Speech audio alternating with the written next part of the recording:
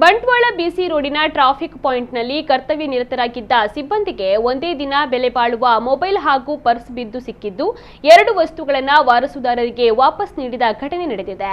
ಬಿಸಿ ರೋಡಿನ ಬಸ್ ನಿಲ್ದಾಣದಲ್ಲಿ ಕರ್ತವ್ಯ ಮಾಡುತ್ತಿದ್ದ ಬಿಸಿ ರೋಡ್ ಟ್ರಾಫಿಕ್ ಪೊಲೀಸ್ ಠಾಣೆಯ ಸಿಬ್ಬಂದಿ ಎಎಸ್ ಸಂಗೊಳ್ಳಿ ಅವರಿಗೆ ವಿವೋ ಕಂಪನಿಯ ಮೊಬೈಲ್ ಹಾಗೂ ದಾಖಲೆಗಳಿದ್ದ ಪರ್ಸ್ ಬಿದ್ದು ಸಿಕ್ಕಿತ್ತು. 2 ವಸ್ತುಗಳ ದಾಖಲೆಗಳನ್ನು ಪರಿಶೀಲಿಸಿ ಮಾಲಕರನ್ನ ಸಂಪರ್ಕ ಮಾಡಿದ್ದ ಸಂಗೊಳ್ಳಿ ಅವರು 2 ವಸ್ತುಗಳನ್ನು ಸೇಫ್ ಆಗಿ ಹಿಂತಿರುಗಿಸುವ ಕಾರ್ಯವನ್ನ ಮಾಡಿದ್ದಾರೆ.